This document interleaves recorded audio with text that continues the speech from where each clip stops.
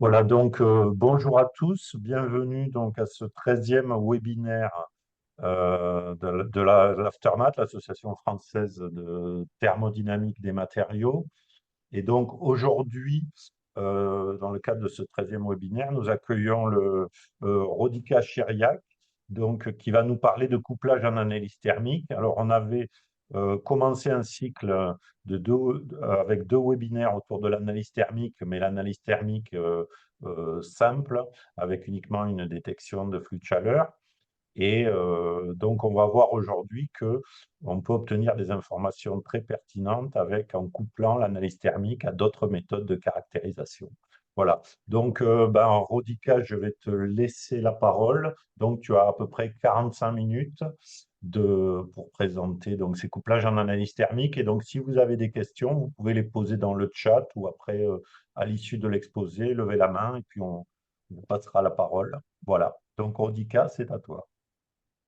Bonjour à toutes et à tous. Merci Pierre pour l'introduction et merci à l'association Aftermath de m'avoir proposé de faire ce webinaire sur les couplages en analyse thermique. Merci aussi à tous ceux qui sont connectés. Euh, pour ceux qui ne me connaissent pas, donc j'avoue que je n'ai pas la liste de tous ceux qui sont connectés. Je suis déjà un grand écran avec ma présentation. Pour ceux qui ne me connaissent pas, je travaille comme ingénieur de recherche CNRS au laboratoire des multimatériaux et interfaces de l'Université Lyon 1 et je suis responsable de la plateforme d'analyse thermique qui est attachée à l'équipe de thermodynamique des matériaux et procédés, qui est une équipe jeune créée en 2016. Donc la plateforme, nous sommes donc deux personnels permanents à la plateforme, moi-même et puis mon collègue François Toche. Et nous avons en gestion une bonne dizaine d'appareils, hein, donc plusieurs calorimètres, des couplages TGA-DC, analyse thermomécanique, analyse thermo-optique, et puis on fait aussi des couplages avec la gaz chromatographie et la spectrométrie de masse pour tout ce qui est analyse des gaz émis. Je suis aussi présidente de l'Association française de calorimétrie et d'analyse thermique, l'association AFCAT. Depuis 2010, depuis 2010, j'ai intégré le CA de l'AFCAT et je suis présidente depuis 2 ans maintenant. Remercie aussi les collègues de l'AFCAT qui sont connectés. Alors, ma présentation d'aujourd'hui, je l'ai structurée en deux parties. Une partie qui s'intitule Analyse thermique simultanée, donc la STA, l'acronyme anglais. Euh, j'ai mis une liste ici des couplages qui sont peut-être les plus connus, enfin certains, peut-être pas tous, mais ce n'est pas une liste exhaustive, hein. Il y en a bien d'autres, hein, couplages. Alors, je ne vais pas tout pouvoir aborder, parce que c'est assez long parler des couplages, donner les informations techniques, comment ça a été fait, les préparations des échantillons, etc. Donc, voilà, je vais présenter plutôt la TGA-DTA, TGA-DC, DRX et puis un exemple DC-EXAFS avec quelques mots sur la DC microscopie, mais pas plus. Donc ça, l'analyse thermique simultanée. Quand on dit simultanée, on comprend en fait qu'on connecte deux détecteurs ou deux techniques ou plus, mais on a le même échantillon qui est analysé en même temps avec ces deux techniques connectées. Donc même programme de chauffe. Dans l'analyse des gaz émis, je vous ai mis un peu les techniques les plus connues, certains peut-être un tout petit peu moins connus, donc je vais toutes les aborder si je peux. Et parmi ces techniques des gaz émis, on trouve des couplages simultanés également et aussi hors ligne, comme on dit. Alors, je vais commencer avec la première partie et notamment donc, la TGA-DTA. En sachant qu'il y a eu déjà donc, deux présentations par Pierre Benini sur l'analyse thermique et la DSC, certains capteurs DSC. Donc, l'intérêt de ce couplage TGA-DTA, comme du couplage TGA-DC également, c'est de corréler les variations de masse d'un échantillon avec tous les phénomènes thermiques, exothermiques, endothermiques qui accompagnent ou pas les variations des masses. Alors pour cela, donc aujourd'hui, c'est assez facile d'avoir ces couplages-là, puisque dans le bras du porte-échantillon, ou la canne, comme on l'appelle, on a déjà intégré le capteur DTA ou le capteur DSC. Donc là, à gauche, donc on voit le module. Donc enfin, c'est une partie d'une TGA Cetaram, donc qui est avec le four en vertical. Donc là, c'est la partie, le module de pesée et la canne. Ici, on a un zoom un peu sur les différentes cannes DTA ou DSC qu'on peut retrouver dans les appareils de Cetaram. Donc la canne DTA monocouple protégé qui a deux capteurs, un sur la référence, un sur l'échantillon, et pour chaque capteur, on trouve un thermocouple. On a la canne DTA tricouple avec également deux capteurs montés en opposition, et chaque capteur, donc il y a trois thermocouples qui sont montés en série. Et les soudures des thermocouples sont réunies dans une perle en alumine qui est juste en dessous du creuset. On a la canne DSC qu'on va voir tout à l'heure sur la diapo suivante, et la canne DTA pour les analyses haute température, c'est-à-dire au-delà de 1800 degrés. Ça peut aller jusqu'à 2400, donc c'est la canne tungstène rhénium. Euh, Ici à droite, donc on a quelques exemples de la canne DTA, la toute première que j'avais utilisée il y a quelque temps, enfin il y a plusieurs années, où on a un seul thermocouple qui arrive en dessous du creuset. Là, c'est l'exemple de la canne, là c'est sans creuset, ici avec creuset, avec les creusets de taille importante, 900 microlitres, même si on dit qu'il ne faut pas mettre des masses d'échantillons trop importantes pour éviter d'avoir des gradients thermiques, étant donné que la mesure de température se fait au fond du creuset. Mais parfois, on n'a pas le choix, ou ce sont des échantillons de volumineux, donc de type métaux ou substrats métalliques, qui prennent une masse relativement importante et qui présentent un phénomène thermique relativement faible. On a aussi la canne DTA d'aujourd'hui avec les deux positions, référence et échantillon, avec trois thermocouples, un au milieu et puis un de chaque côté, référence échantillon. On a aussi quelques exemples des capteurs Netsch avec pareil les capteurs surfaciques, avec un ou deux ou trois thermocouples, protégés ou pas, parce que parfois on peut travailler dans des sous-atmosphères corrosives. On a des fours qui tiennent dans des atmosphères corrosives comme l'ammoniac ou autre type de vapeur, ou les vapeurs qui sont émises par l'échantillon lui-même. Donc à ce moment-là, on utilise des cannes avec, enfin, protégées par des tubes en alumine. Les capteurs TGA-DSC, pareil, il y a différents types de capteurs. Là, c'est les capteurs Cetaram, les capteurs qui proposent, donc type plateau aussi, donc avec les thermocouples ici au fond du creuset. Donc là, c'est la canne de type B qui est platine rhodium. Euh, ça va, euh, Ça va jusqu'à 1600 degrés, mais elle n'est pas très précise pour les basses températures. À 20-150 degrés, le signal n'est pas très précis. Après, la plus sensible, c'est la canne de type E, qui est Cromel Constantan, mais on peut aller jusqu'à 800 degrés seulement. Et la canne de type S, qui est très précise de l'ambiante jusqu'à 1600 degrés. Pareil pour Nature, on a également des capteurs pleins. Ici, on a rajouté un disque en alumine pour donner plus de stabilité, et également pour augmenter un peu la sensibilité et donner plus de stabilité. On a aussi entouré l'échantillon avec un revêtement métallique. Et celle de Mettler qui a 6 thermocouples, comme on les voit ici, qui est une canne de type S, qui peut aller jusqu'à 1600 degrés. Alors, les cannes, on les choisit selon le domaine de température dans lequel on souhaite travailler. Donc, il faut bien faire attention au choix pour obtenir la sensibilité qu'on souhaite et minimiser les incertitudes de mesure. Alors, quelques exemples. Donc là, un premier exemple d'une étude qui a été faite au laboratoire, ça portait sur la synthèse et caractérisation des oxydes mixtes microporeux de cérium et manganèse.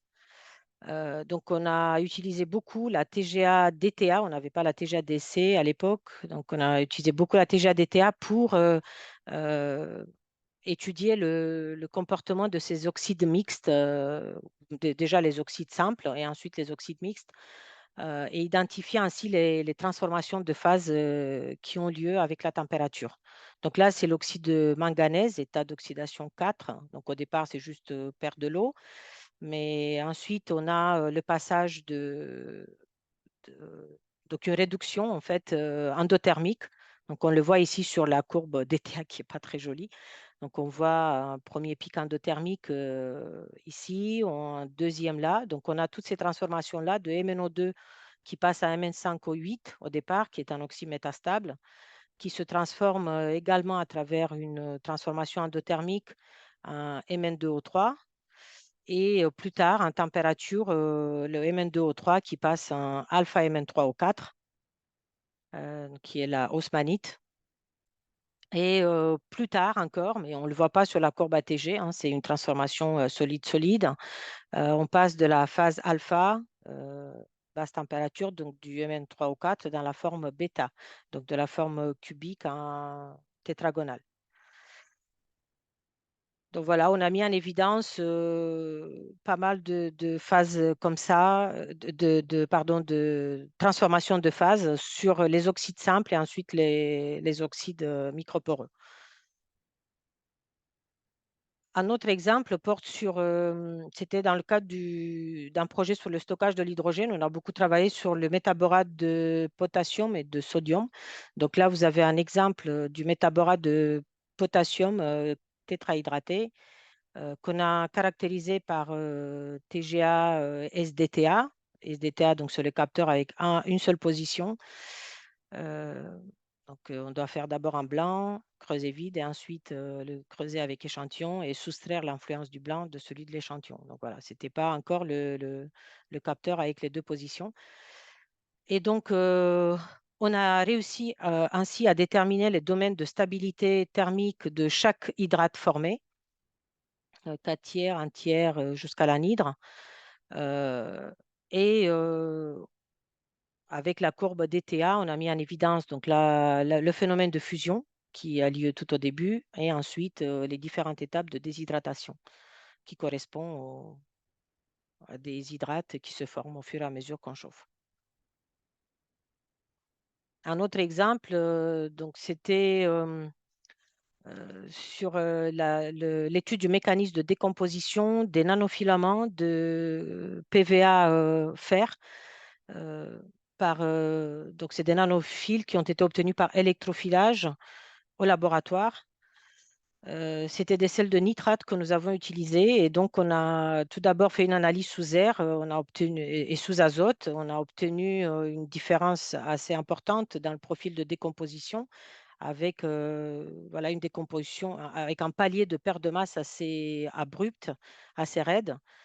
Et on a refait une analyse ensuite sous oxygène pour vraiment confirmer que ce profil raide est dû à la présence de l'oxygène de l'air.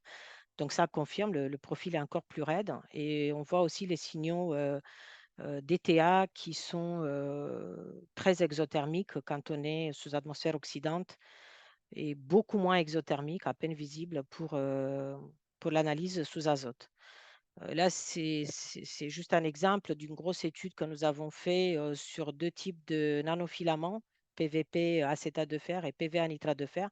Dans un cas, on obtenait suite au traitement thermique, on obtenait des nanotubes et dans un cas des nanophiles. Donc, on est allé plus loin dans la compréhension du mécanisme en faisant des analyses couplées euh, pour voilà, voir un tout petit peu quels sont les gaz qui s'en échappent et pourquoi dans un cas c'est des nanotubes plans et dans un cas nanotubes creux. Ici, un exemple de la déshydrogénation de l'ammoniac-borane par TGA-DSC. On a travaillé une bonne dizaine d'années sur l'ammoniac-borane et d'autres produits aminoborés dans le cadre d'un projet de recherche sur le stockage de l'hydrogène. Donc voici la toute première analyse qu'on avait faite sur l'ammoniac-borane. Donc d'abord une analyse TGA qui présente deux paliers de perte de masse et l'analyse DSC qui montre d'abord un pic endothermique qui s'enchaîne aussitôt avec deux pics exothermiques, un plus fin et l'autre plus étendu. Donc le premier est dû à la fusion de l'ammoniac-borane et les deux autres correspondent à la déshydrogénation de l'ammoniac-borane. Donc on perd de l'hydrogène pour former dans cette zone de température le polyaminoborane et en chauffant plus haut polyaminoborane jusqu'à la formation du bène. L'intérêt était à l'époque d'obtenir de l'hydrogène, puisque c'est un matériau qui contient beaucoup d'hydrogène, à des températures inférieures à 85 degrés. Donc, on l'a par la suite dopé, additivé pour abaisser sa température de déshydrogénation. Et je vais montrer un exemple tout à l'heure dans l'analyse des gaz émis. Donc, on a pu également calculer les enthalpies mises en jeu de déshydrogénation et en faisant varier la vitesse de chauffe, on a pu également calculer l'énergie d'activation. Parfois, il nous arrive d'utiliser la TGA DTA ou la TGA DSC, pas pour avoir le signal TGA, mais tout simplement pour exploiter le signal DSC, DTA, le signal thermique. Donc là, c'est pour mettre en évidence une transformation holotropique dans le cas du fer, un échantillon de fer pur, presque pur. Donc on remarque une première transformation de phase qui a lieu. Donc on a un onset à 917 degrés qui correspond au passage de la forme alpha du fer pur, qui est la forme la plus stable, forme cubique centrée, dans la forme gamma qui est l'austénite. Plus loin, en chauffant, donc à 1395, on a un autre pic endothermique qui correspond à, à la formation de la phase delta. Donc on passe de la forme gamma dans la forme delta qui est de nouveau cubique centré, alors qu'entre les deux, on est cubique à face centrée. Et si on chauffe encore plus jusqu'à la fusion du fer, qui est vers 1538, voilà, où on sera en phase cubique centrée. Un autre exemple, c'est dans le cadre d'une thèse qui a lieu actuellement au laboratoire dans notre équipe. On a souhaité déterminer la température de fusion d'un eutectique tantal silicium, 30% silicium, qu'on souhaitait utiliser par la suite pour étalonner en température en four de trempe. Donc, on a fait le test en TGA DSC 76 là, de cet ARAM pour mettre en évidence le 11-7, voir si vraiment le tectique il est à la bonne température et pouvoir l'analyser ensuite comme étalon, on va dire, pour le four de trempe. Voilà, donc j'ai fini avec la partie ATG, DTA, ATG, DSC. Donc, je vais vous présenter un exemple avec la DSC qu'on peut coupler à la diffraction des rayons X, puisque dans certains cas, quand on a des transformations polymorphiques ou des transformations qui se superposent, fusion, cristallisation et autres types de transformations, la DSC, elle ne suffit pas. Donc, pour expliquer tous les changements structurels ou de composition chimique qui ont lieu dans un matériau. Pour cela, donc on peut utiliser le couplage de la DSC avec la diffraction de rayons X. Là, c'est l'exemple d'un couplage commercial. C'est le fournisseur Rigaku qui propose ce type d'analyse simultanée qui fonctionne de -40 à 350 degrés. pour étudier justement toutes les transformations structurales et physico-chimiques simultanément. Donc ici, on a la partie DSC et toute la partie diffraction de rayons X qui est en haut. On peut aussi travailler dans certaines conditions d'humidité si besoin. Les creusets peuvent être ceux qu'on analyse habituellement, c'est-à-dire notamment l'aluminium dans la DSC, ou graphite ou BN. Donc, il faut que ça soit un matériau qui diffracte très peu. Là, l'exemple, enfin, beaucoup d'exemples qu'on trouve dans la littérature portent sur les produits pharmaceutiques, mais aussi sur les polymères. Puis, on va voir sur d'autres matériaux inorganiques. Oui, on en trouve pas mal aussi d'exemples dans la littérature. Alors ici, donc, c'est un médicament contre l'allergie, la terphénadine, qui est présente, qui présente deux formes cristallines, une métastable et une forme stable. Et donc, on a donc l'analyse simultanée. Ici, on a la courbe DSC. Donc, on part avec un produit qui est amorphe initialement. Par chauffage, il va cristalliser. Donc, c'est ce premier pic qu'on voit ici. Donc, c'est la forme 2 qui cristallise. On continue le chauffage et on voit un double pic endothermique. Donc, si cette forme-là qui a cristallisé ici fond, à quoi correspond le deuxième pic? Et grâce au couplage avec la DRX, on a mis en évidence l'apparition de la forme 1 en même temps que la forme 2 qui a cristallisé ici commence à fondre, la forme 1 commence à se former en même temps. Donc, on ne la voit pas. Donc, ça se passe très rapidement et tout de suite, elle va fondre. Voilà. Donc, si on n'avait pas le couplage, on n'aurait pas pu expliquer et comprendre qu'est-ce qui s'est passé, laquelle des phases s'est formée en premier. Alors, un autre exemple que j'ai choisi, c'est la DSC couplée à la technique EXAFS. Voilà, vous avez l'explication enfin, des initiales, Extended X-ray Absorption Fine Structure, donc qui est la spectroscopie d'absorption des rayons X. Dans cette technique-là, on utilise le rayonnement synchrotron. C'est une technique qui permet de déterminer avec grande précision, une grande sensibilité, euh, l'environnement atomique d'un élément donné.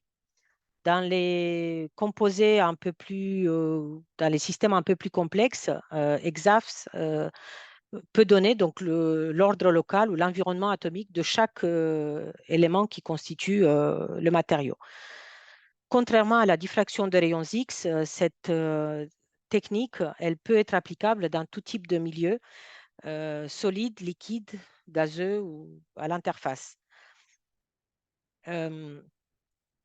Alors ici, donc, on a un exemple sur un alliage binaire de germanium et antimoine qui est amorphe et dont on veut suivre la cristallisation. Donc, c'est un matériau à changement de phase qui peut stocker les données optiques et électriques. Alors, donc les analyses ont été faites à Grenoble, à ESRF, et pour cela, un couplage a été effectué entre une DSC de type Sensis de Cetaram, qui a un, un capteur 3D de type Calvé avec des thermopiles. Donc ici, on a des tubulures, une qui est pour l'échantillon et une autre tubulure en alumine dans laquelle on peut mettre la référence. Tout autour, ce que vous voyez ici, ça c'est la zone de mesure, c'est le capteur à thermopile qui entoure l'échantillon. Donc c'est un capteur qui est extrêmement précis et qu'on utilise pour les mesures, par exemple, de chaleur spécifique. Il a été choisi, ce calorimètre, du fait de sa construction, de sa géométrie linéaire qui va très bien, avec la géométrie aussi de l'EXAFS en mode transmission. Alors, des fenêtres ont été rajoutées à la fin des tubulures, enfin, ou à l'entrée, ça dépend comment, enfin à l'entrée et en sortie des tubulures, des fenêtres de type aluminé mylar. J'avoue que je ne sais pas ce que c'est, je ne connais pas ce type de fenêtre. Euh, pour des fenêtres transparentes au rayon X qui entrent et qui sortent. Il a fallu préparer l'échantillon de façon, comme c'est une technique extrêmement sensible, donc elle s'applique sur des échantillons très dilués. Donc on a dispersé l'échantillon dans du BN qui est stable thermiquement, dans une poudre de BN. Donc on a mis 30 mg d'échantillon dans 100 mg de BN. Et dans la référence, on a mis que du BN. Les échantillons ont été mis sur la tranche, donc pas couchés et pas dans des creusets, sur la tranche, donc en sachant que la tranche faisait 3 mm d'épaisseur. Alors, les données ont été collectées en mode transmission au seuil d'absorption K des deux éléments, germanium et l'antimoine, avec les énergies qui sont indiquées ici. Un test de calibration, enfin, il y a déjà eu une calibration avec 4 métaux purs, l'indium, l'étain, l'antimoine et le plomb et l'antimoine. Mais une calibration avec et sans faisceau a été faite euh, avant de démarrer les analyses pour s'assurer de la correctitude cette façon d'étalonner. Et en effet, pour l'étang, on observe juste un décalage de la ligne de base qui est dû en fait à des légères différences dans le positionnement des échantillons. Sinon, les valeurs pour l'enthalpie de fusion et pour les températures sont très correctes et très proches des valeurs théoriques pour l'étang. Alors, ce qu'on obtient lorsqu'on fait les deux scans, donc autour de, comme je l'ai indiqué, autour de seuil d'absorption du germanium et de l'antimoine, donc on a les deux scans. On voit un tout premier pic exothermique vers 514 degrés et un deuxième vers 604. C'est difficile juste en regardant la DSC toute seule de dire ce que c'est. Euh, Bon, là, le petit artefact que vous voyez ici, c'est que le faisceau, il y a eu une petite pause à cause d'une interruption du faisceau. Donc, voilà, qui apparaît ici, mais donc c'est pas un signal thermique. Le premier pic exo, donc en fait, comment ça a été interprété? Donc ici à droite, vous avez une dépendance en température euh, de, de liaison de la distance des liaisons et de nombre de coordinations pour, au seuil du germanium à gauche et au seuil de l'antimoine à droite. Hein, et au milieu, on a la courbe de DSC.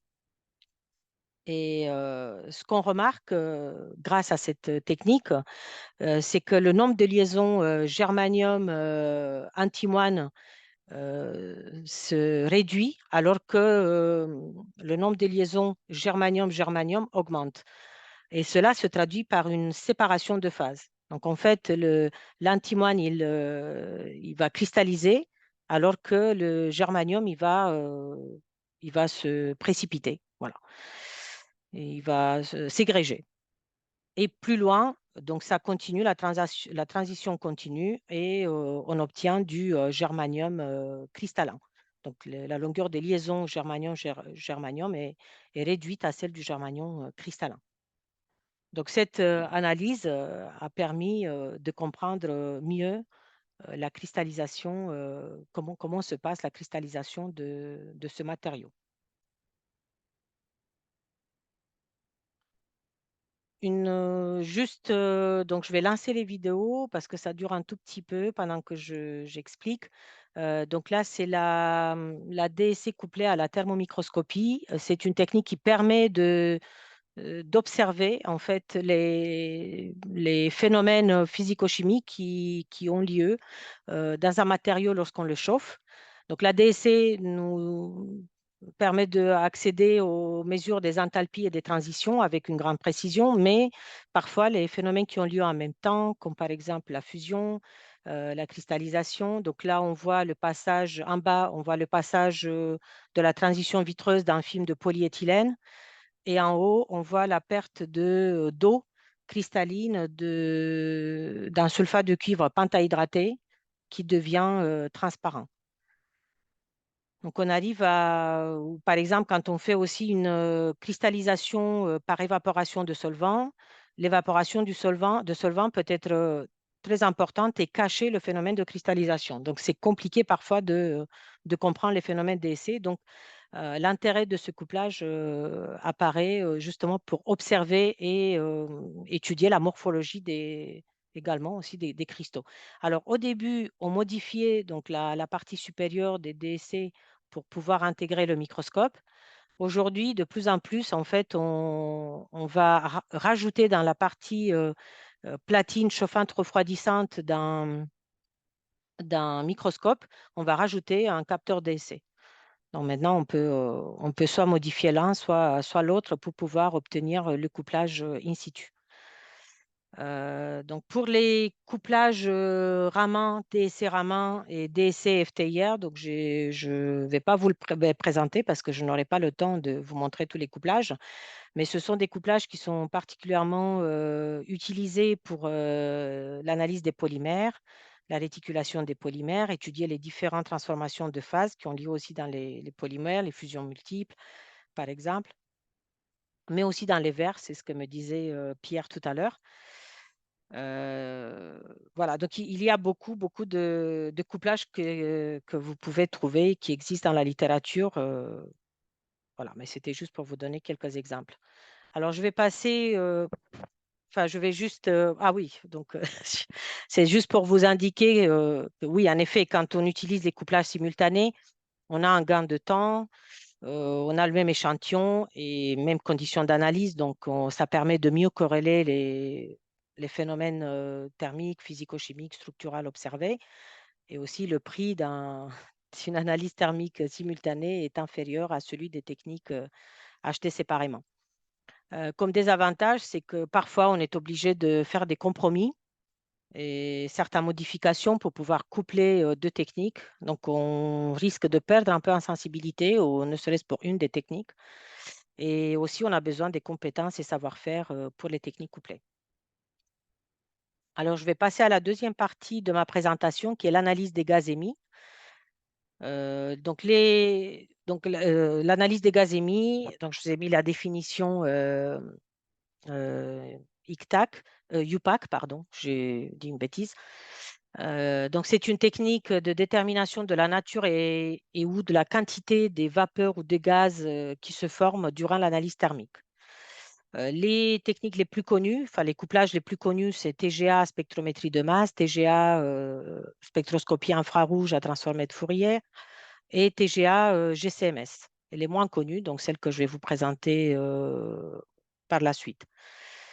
Il y a aussi le terme hyphenated technique, avec lequel je ne suis pas tout à fait d'accord, mais c'est un terme qui est de plus en plus utilisé dans la littérature. En fait, au départ, ce terme-là était utilisé pour le couplage GCMS, c'était le petit tiret qui est entre GC et MS. Euh, voilà, c'était que pour ce couplage-là qu'on utilisait. Maintenant, ça s'utilise pour tout. TGA, DSC, c'est hyphenated technique et ainsi de suite. Donc voilà, on utilise de façon abusive, je trouve, ce terme, mais je vous le dis pour que vous sachiez que voilà, quand vous tombez sur ce terme dans la littérature, c'est pour indiquer les techniques couplées, simultanées ou pas forcément simultanées. Alors, pourquoi on s'intéresse à l'EGA? Donc, pour comprendre les mécanismes de décomposition ou de dégradation des matériaux, pour obtenir des informations relatives à la toxicité du matériau lorsqu'on le chauffe, pour déformuler un matériau et aussi pour l'étudier dans des conditions proches de son utilisation. Donc, ça peut être sous atmosphère inerte, oxydante, réductrice ou voilà, dans des atmosphères particulières. Alors, pour les techniques les plus connues, j'essaie de passer assez rapidement. parce qu'elles sont très utilisées depuis beaucoup, beaucoup d'années. Donc la TGA-MS et la TGA-FTIR. Ce qu'il faut retenir, c'est que dans les deux cas, il faut des interfaces particulières pour pouvoir faire la connexion entre les deux machines en passant par une ligne de transfert chauffée. euh, dans les deux cas. Dans la masse, la particularité, c'est que la masse fonctionne sous vide, alors que la TGA à pression atmosphérique. Donc, il faut avoir un capillaire, il faut envoyer dans le spectromètre de masse seulement une partie des gaz qui viennent de la TGA, c'est moins de 1% qu'on envoie pour ne pas casser le vide. Et aussi, donc, il faut que le capillaire, celui donc, qui transporte les gaz, soit chauffé, inerte et traité avec de la silice pour éviter que des gaz acides, qui sont parfois émis hein, lorsqu'on chauffe les matériaux, euh, provoquent des phénomènes de corrosion ou d'absorption sur les capillaires. Dans le couplage avec la FTIR, on a une cellule de gaz chauffé et un détecteur de type MCT, mercure, cadmium, tellure, enfin, qui a un temps de réponse extrêmement rapide de l'ordre de nanosecondes, de la nanoseconde. Alors, dans un cas, donc la TGA masse, qu'est-ce qui se passe? En fait, on va ioniser les molécules de gaz. euh, et on va les séparer avec le quadripôle selon le rapport masse-surcharge de chaque ion. Donc, on pourra ainsi suivre avec la température les ratios masse-surcharge des ions caractéristiques des molécules qui nous intéressent. Et en comparant avec les bibliothèques spectrales, on arrive à identifier les molécules qui ont été émises. Dans le couplage TGA-FTIR, on va principalement identifier les grands groupes fonctionnels et on va avoir une information qualitative sur la nature chimique des gaz émis. On pourra dire si on a des composés aliphatiques, aromatiques, des groupements nitryles, etc. Seulement dans le cas d'une émission très complexe de gaz, donc qui a lieu en même temps, étant donné qu'il n'y a pas de phase de séparation avec ces deux couplages, euh, on peut avoir des problèmes d'obstruction de la ligne de transfert ou de pollution de la cellule gaz, et surtout quand on fait des analyses sous azote, puisque sous air, donc on oxyde la plupart de la matrice carbonée et les transformer en CO2. Mais quand on est sous azote ou argon, on va obtenir beaucoup, beaucoup de gaz en même temps et qui risquent voilà, d'obstruer les lignes de transfert. Ici, un exemple d'utilisation du couplage TGA-MS. C'était dans le cadre d'un polychlorure de vinyle avec un suppresseur des fumées, le trioxyde de molybdène, euh, qui a été rajouté à hauteur de 4% pour prévenir la formation du benzène, hein, qui fait partie des fumées qui s'échappent lorsqu'on décompose le PVC. En plus du HCl, on obtient aussi donc, du benzène qui est cancérigène. Et on voit un léger impact sur le profil de décomposition. Mais ici, on suit le rapport masse-surcharge enfin, la masse 78 du benzène pour les deux échantillons avec et sans trioxyde de molybdène. On voit qu'on a réduit la quantité de benzène en présence de ce composé-là. On est arrivé jusqu'à 0,1% au lieu de 2,1%. Je n'insiste pas sur la quantification parce qu'on n'a pas trop le temps.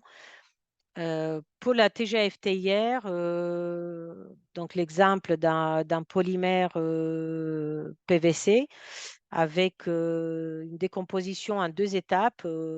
Dans la première, donc oui, le spectre, donc quand on fait une analyse TGA-FTIR, on a d'abord on a deux façons d'obtenir le résultat, la courbe de Gram-Schmidt, en fait, qui est l'intégrale de tout le spectre IR sur toute la longueur d'onde la gamme de longueur d'onde sélectionnée depuis le départ. Et elle est similaire à la DTG, donc la dérivée mathématique du signal de TG, et ça permet en fait de dire, voilà, dans cette longueur d'onde, dans cette zone, je vais faire une analyse plus poussée pour voir quels sont les gaz émis. Et ensuite, donc, le chémigramme, où on a sélectionné voilà, une bande de longueur d'onde bien définie pour regarder un peu plus attentivement quels sont les gaz.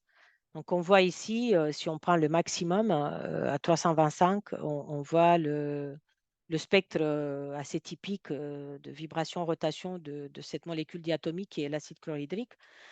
Et pour cette perte de masse ici, au maximum, donc si on demande à 490 le spectre FTIR, on obtient un mélange d'hydrocarbures, des composés carbonyles, du SO2 aussi, ça y est, on a vu, de l'eau, voilà. Mais on ne peut pas aller plus loin. Donc, si on veut savoir avec précision quels sont les hydrocarbures, euh, il faudra utiliser un autre couplage, donc, qui est celui-ci avec la GCMS.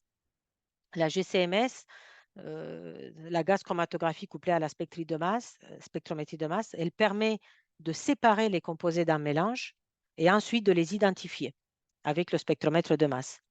Donc, la phase de séparation a lieu dans le cœur, on va dire, du gaz chromatographe, qui est la colonne chromatographique, qui a la particularité d'avoir une phase stationnaire déposée tout autour, et les composés qui passent dedans, ils vont plus ou moins être retenus dans cette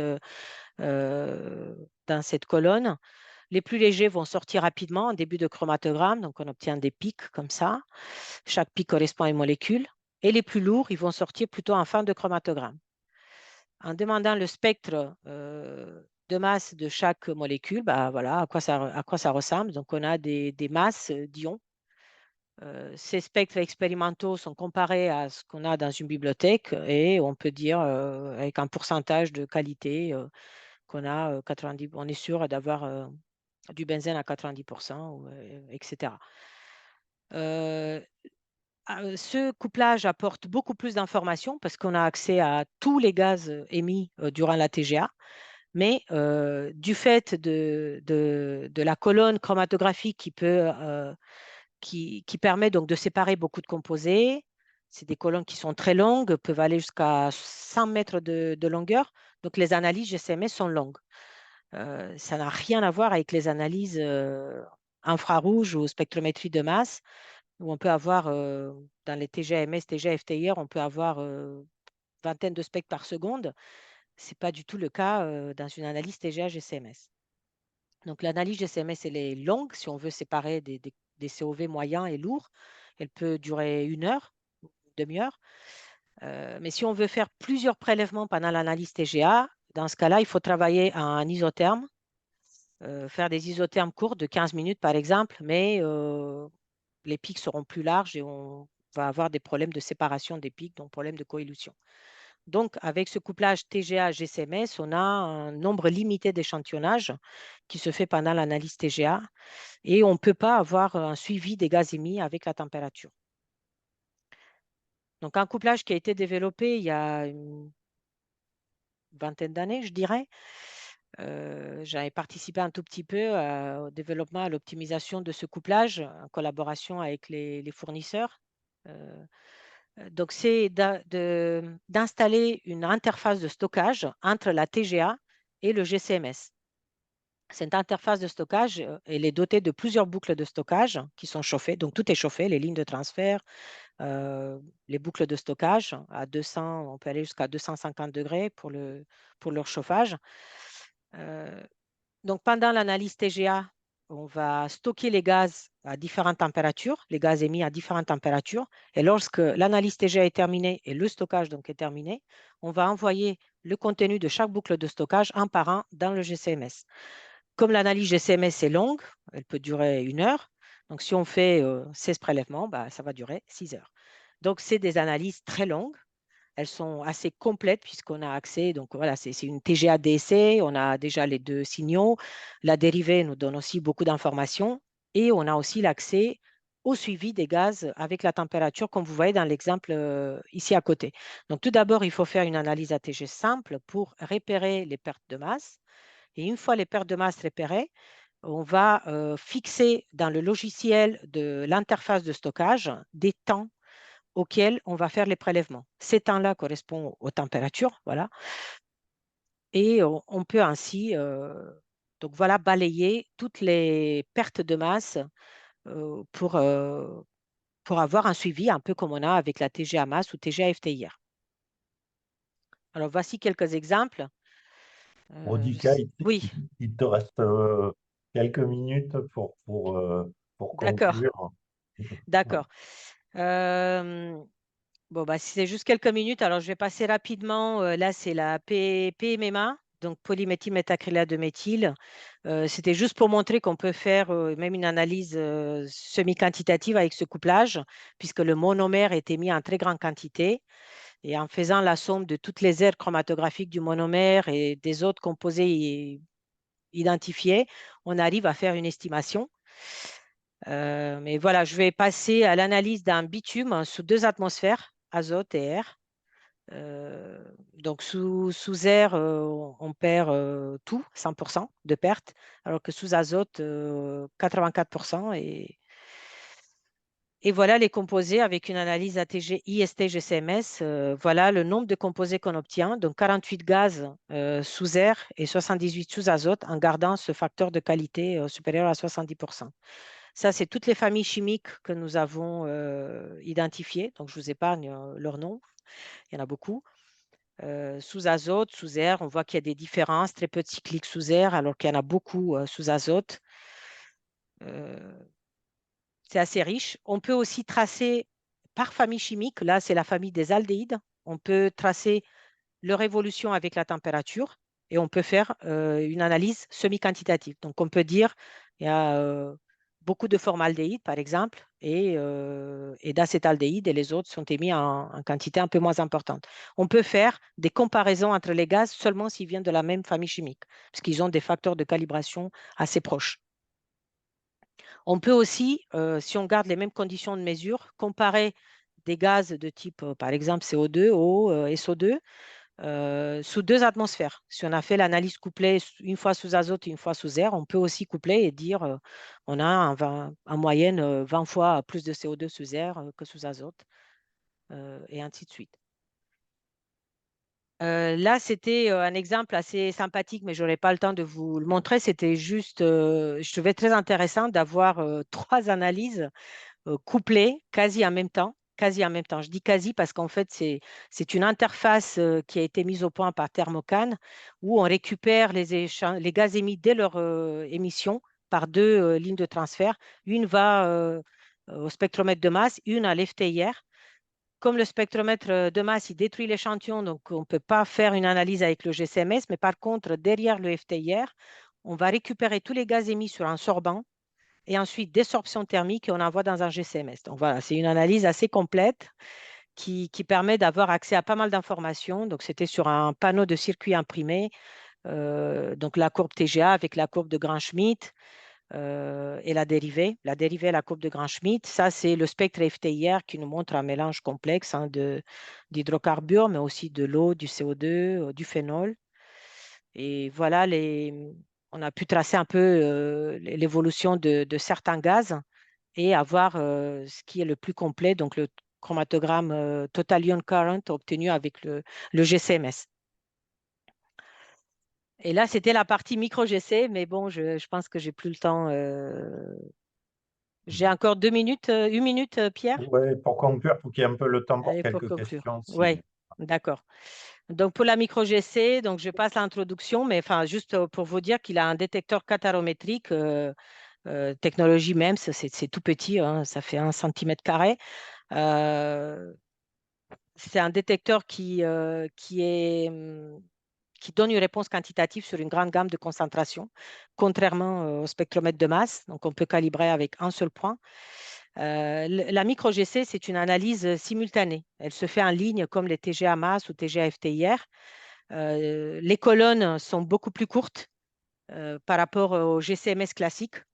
Donc, elles font 6 mètres de longueur ou 10 mètres de longueur. Donc, les analyses sont beaucoup plus courtes, de 1 à 3 minutes.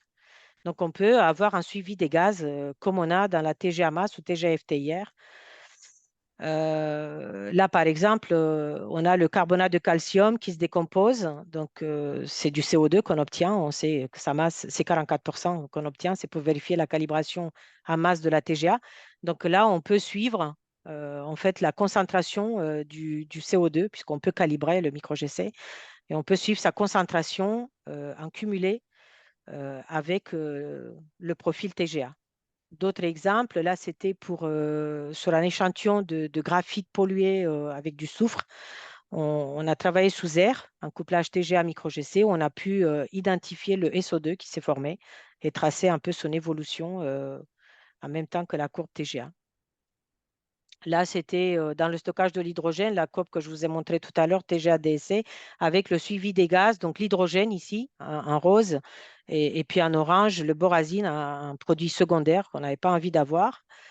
On l'a dopé avec du CoCl2, donc voilà, on a fait de sorte à ce que l'hydrogène, il sort un peu plus tôt, et on a pu tracer aussi pour différentes halogénures AB dopé avec différentes halogénures, on a pu tracer l'évolution du nombre de moles d'hydrogène avec la température. Voilà, donc en conclusion, voilà, je dis un tout petit peu les ATG mass FTIR, pour quel type de molécules elles sont adaptées. Donc, c'est des analyses simultanément, qui se font simultanément, mais on ne peut pas identifier toutes les molécules d'une même famille chimique, comme il n'y a pas d'étape de séparation. La GCMS avec l'interface de stockage donc, nous permet d'avoir cette séparation-là et d'identifier tous les composés, même ceux de la même famille chimique. On peut aussi faire une analyse semi-quantitative en les comparant entre eux. Et la micro-GC, qui est une analyse en ligne, qui est complémentaire en fait de l'analyse GCMS, puisqu'on peut voir tous les gaz permanents et les gaz très légers. Voilà, et puis je vous remercie pour votre attention. Eh ben, merci Rodica pour cet exposé qui a donné un Merci. aperçu très complet. On voit qu'il y a beaucoup de techniques, beaucoup de couplages possibles. Donc, est-ce qu'il y a des questions pour Rodica?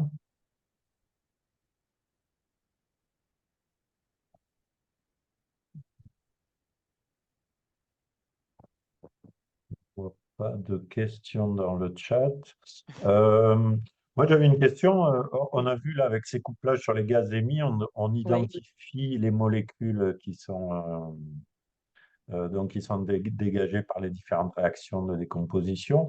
Mais est-ce qu'on arrive à déterminer les quantités aussi de...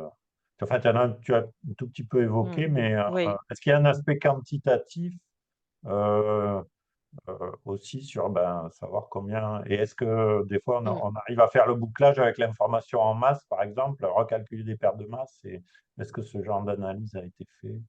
En fait, quand on a énormément de composés qui sont émis en même temps, comme c'est Voilà. le cas ici, pardon, du bitume où je vous avais dit Ouais. 48 gaz sous air, 78 gaz sous azote, c'est assez compliqué Oui. Ouais. d'indiquer les masses pour chaque composé, puisqu'ils sortent en même temps.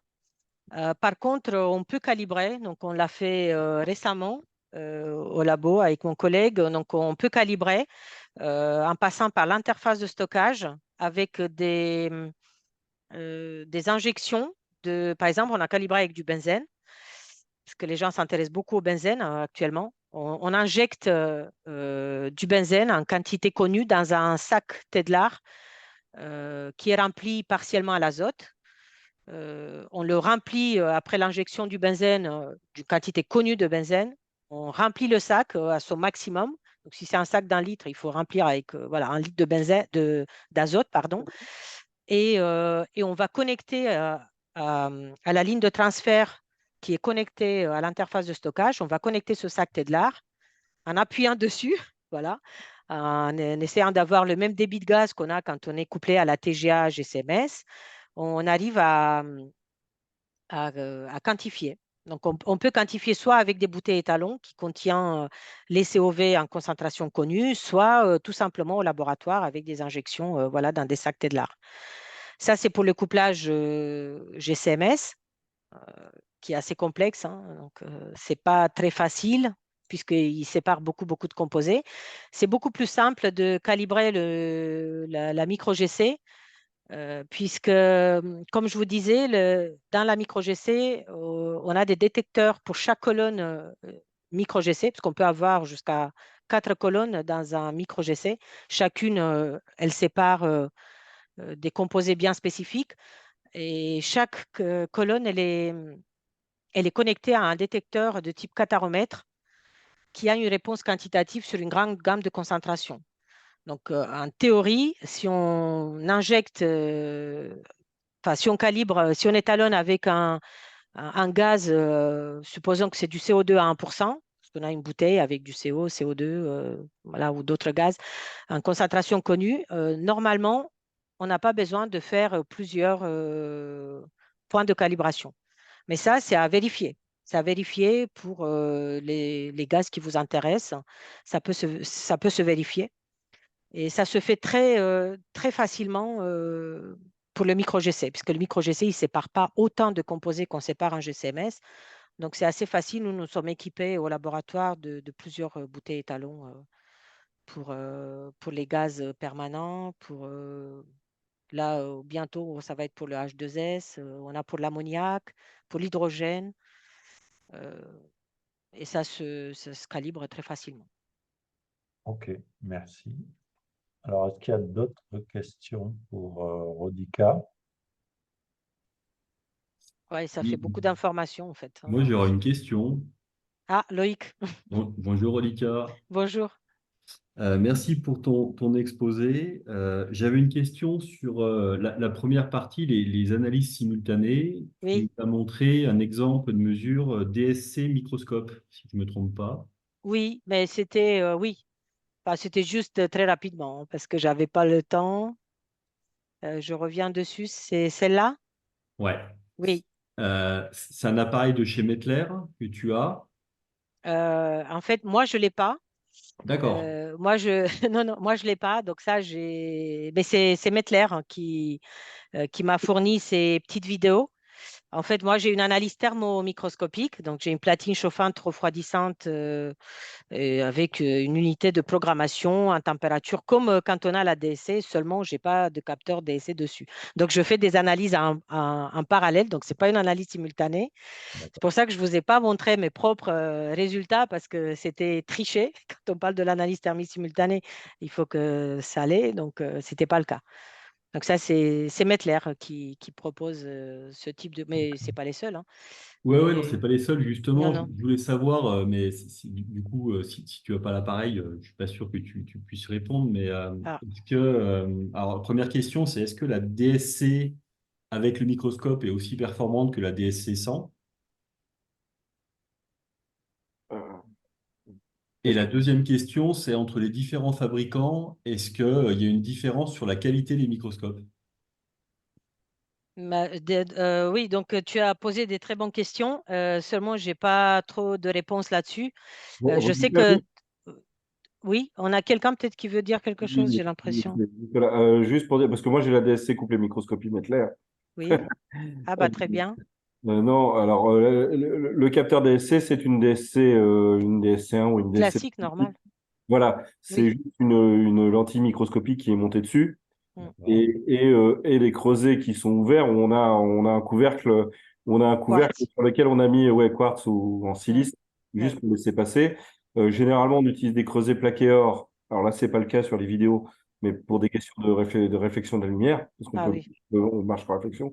Alors, à noter que quand je vois la vidéo, là, par exemple, on aura un bon signal en TGA peut-être, mais par exemple, sur les cristaux de sulfate de cuivre, il est clair que des cristaux comme ça, on peut pas espérer un bon signal DSC avec une bonne vidéo. C'est un peu le problème qu'on disait tout à l'heure, c'est-à-dire ce qu'on a de...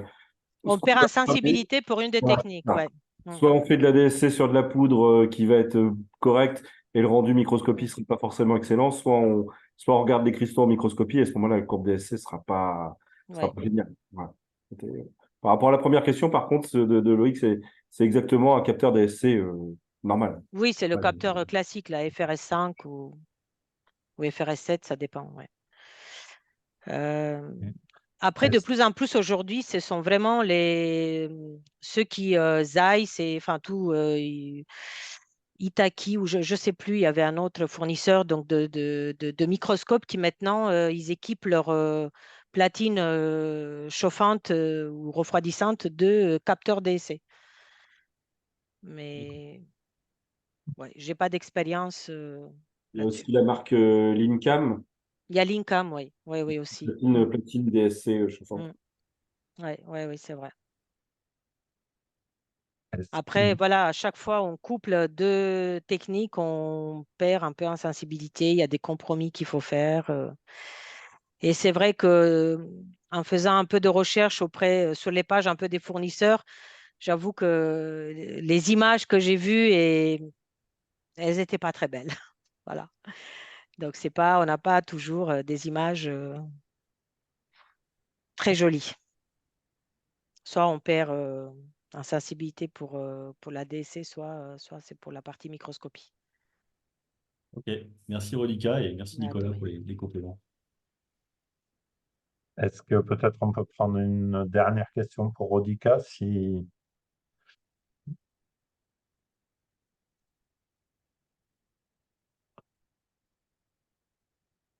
pas de nouvelles questions ou Alors, interventions ou remarques suite ça a à... été clair alors. Voilà, ça a été très clair et puis très complet aussi, malgré bon, Ouais. le temps limité quand on voit toutes les techniques. Bah oui, oui. C'est Il y pas, a beaucoup de c'est techniques, pas c'est évident difficile. de tout balayer, mais je crois que tu as Ouais. montré un bon panorama de ce qui peut se faire en termes de couplage. Oui, il y a Donc, même de plus en plus depuis qu'il y a le SRF, maintenant, il y a énormément de couplage avec DSC avec le rayon synchrotron. J'avais des exemples très, très sympas, mais malheureusement, je n'avais pas le temps de tout présenter parce que comme ce n'est pas des choses que j'ai fait moi-même, voilà, je peux pas non plus apporter toutes les réponses, mais c'est inimaginable le nombre de couplages qui se font aujourd'hui. très bien. Donc, ben, on va encore te remercier à nouveau, puis remercier tous les participants qui ont assisté à ce webinaire. Et avant de terminer, pour vous annoncer que donc, le webinaire du mois de décembre donc, aura lieu, je crois, le 14. Et là, on va changer complètement de sujet, puisque ce sera la thermodynamique appliquée à l'étude des scénarios d'accidents nucléaires par Marc Barachan de l'IRSN. Voilà. Donc, ben, je vous donne rendez-vous donc, en décembre pour les personnes intéressées par ce sujet-là. Et puis, merci encore à tous. Et puis, voilà, bonne fin de journée. Merci, merci aussi. À bientôt. Au revoir.